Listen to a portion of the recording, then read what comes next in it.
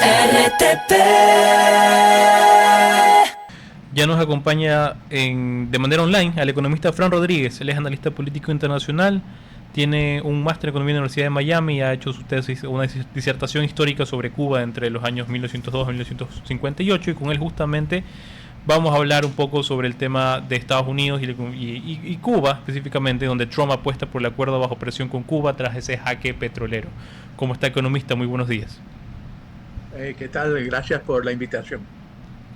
Muy bien, empecemos un poco con el contexto. Actualmente existen varios presiones de distintas partes en eso que llamamos un jaque petrolero. ¿Cómo llegamos a este punto? ¿Y qué está buscando Estados Unidos con todas estas acciones? A finales del año pasado, Estados Unidos proclamó su plan de seguridad a nivel global, en el cual se enfoca en este hemisferio occidental y lo menciona como parte intrínseca de su defensa, más allá de su frontera.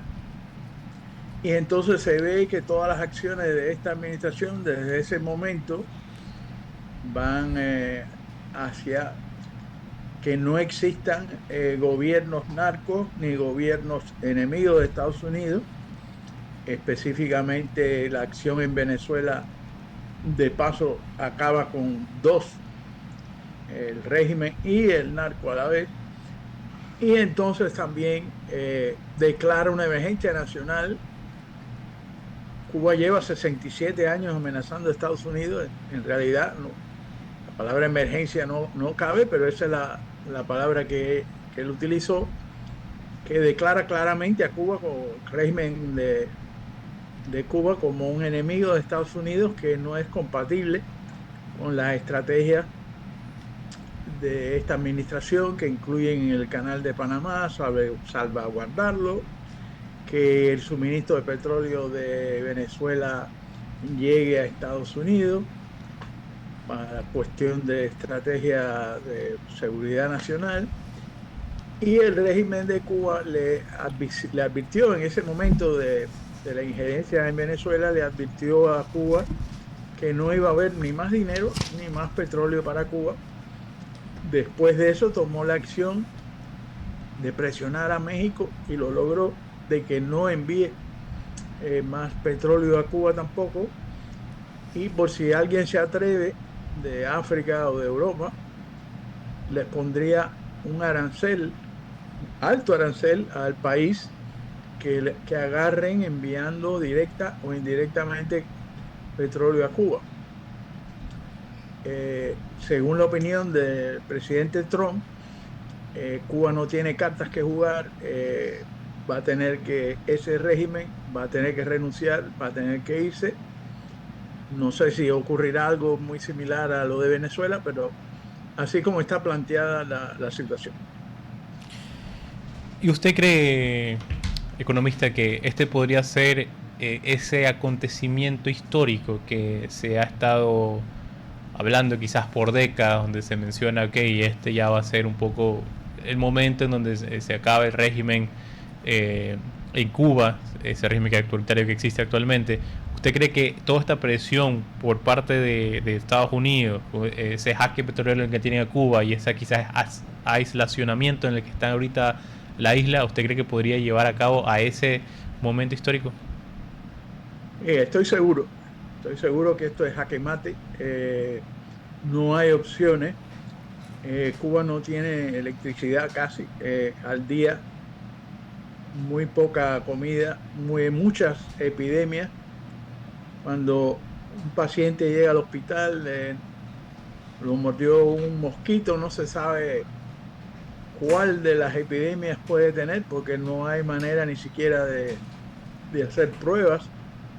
Es una situación, siempre ha sido crítica, pero ahora ya va más allá de crítico. Y el régimen de Cuba no tiene aliados confiables. Rusia y China no le van a sacar las castañas del fuego. México sería el más lógico por proximidad ideológica y geográfica.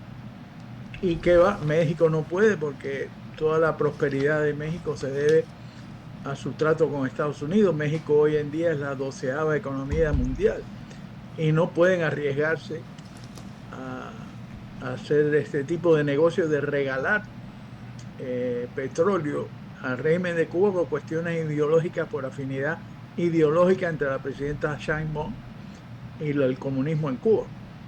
Así que yo no, me estoy muy optimista como cubano exilado de que este sí, el año 67 será el año del fin de ese régimen, porque simplemente ese régimen no se acopla al resto del hemisferio, que todos los países están eligiendo la democracia, países donde menos uno se lo pensaría, como Bolivia, por ejemplo, anteayer Costa Rica, Honduras, Panamá, todos los países están eligiendo correctamente desde mi punto de vista y espero que Colombia lo haga próximamente.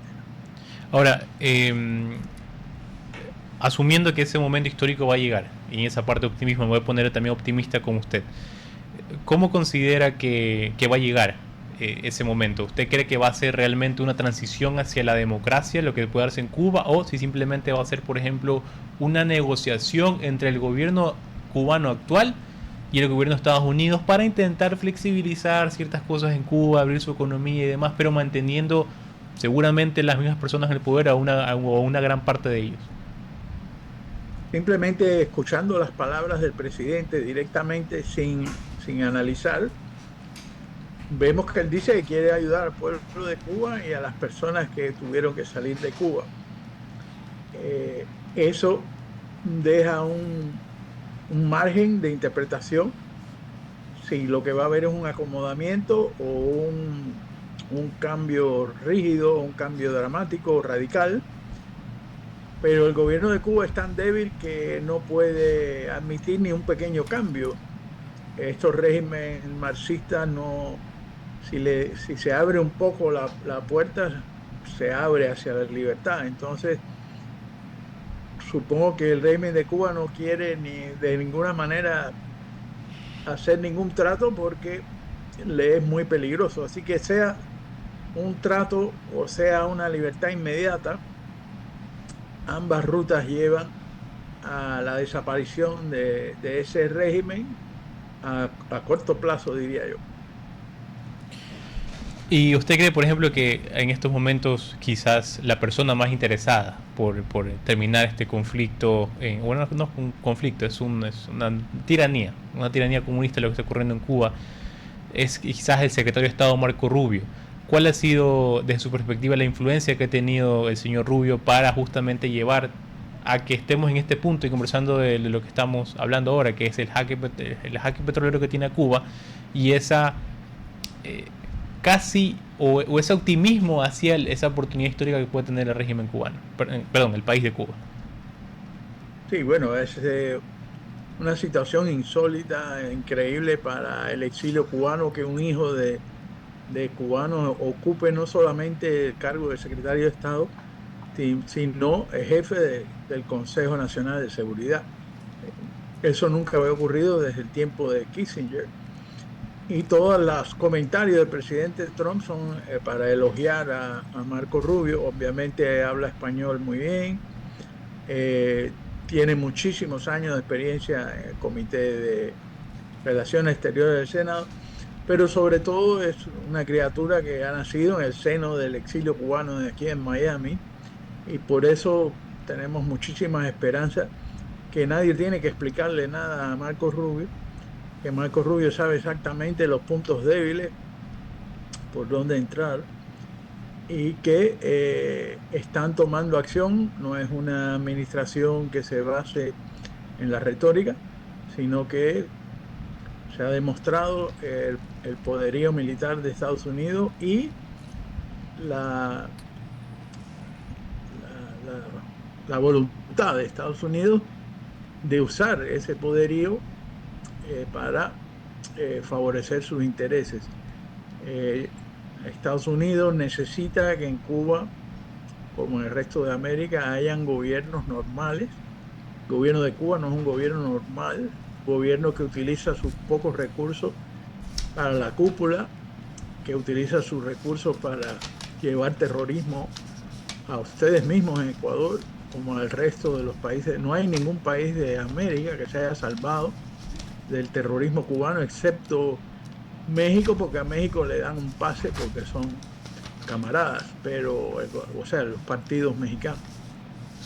Pero es justo y necesario, ha llegado el momento, Estados Unidos está clarísimo en la figura del presidente y del secretario de Estado de que no se puede permitir que un gobierno que sea enemigo constante, que esté boicoteando todas las acciones a nivel internacional de Estados Unidos, que incluso envió durante el Mariel en 1982, 92, perdón, mandó 125.000 en balsa y muchos de ellos eran... Eso fue en los 80, no en los 90, si mal no recuerdo, Frank. 82, Sí, muy sí. bien. Economista, le agradecemos muchísimo por su tiempo. Gracias por haber estado con nosotros. Conozco su país y es muy bello. Gracias, muy gentil, un abrazo a la distancia. Está frío en Miami ahorita, ¿no?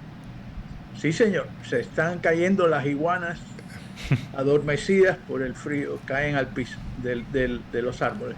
Y los hermanos de Cuba, con el frío intenso que hay, ¿realmente se movilizarán para una transformación o seguirán esperando que lleguen los yanquis para asolar este marxismo? Y yo lo analizaba al arranque. Hay pueblos, recuerde usted que a principios de los años 90 se abrigaba la posibilidad de una transformación, de un modelo nuevo en Cuba, como había pasado en casi todos los países de la cortina del este. Pero veo que como el pueblo cubano, como que a pesar de la debilidad del poder, no está motivado del todo a tumbarlo. Algo parecido a lo que pasó en Venezuela, del todo no. Vimos como en Polonia con regímenes militares poderosos, o en Alemania Oriental, el pueblo se levantó y logró tumbar. ¿Cree que va a haber un momento de esa movilización del pueblo, querido Frank? No, yo creo que simplemente le va a poner puente de plata a los Castro, todo el que lleve el apellido Castro en primera o segunda instancia, que se puedan ir para Turquía, donde ellos quieran, y habrá como se dice, un aterrizaje suave. Pero eso parece más parecido a lo de Venezuela. Se moviliza algo, pero no cambia mayor cosa dentro de la estructura, porque quedaría seguramente, si no hay una fortaleza del mismo pueblo cubano de romper este régimen de cadenas tan oprobioso, por usar un término menos duro, como que le falta como esa movilidad un poco el tema. Lo pasó en Venezuela también, el pueblo no se moviliza. En Venezuela eran las élites las que se movilizaban, pero no el pueblo. Lo que sí vimos en los países orientales. Es una preocupación que tengo, don Frank. El pueblo de Venezuela se movilizó numerosísimas veces. No sé por qué usted dice que no se movilizó, porque a los jóvenes los mataban frente a las cámaras, usted lo tiene que haber visto.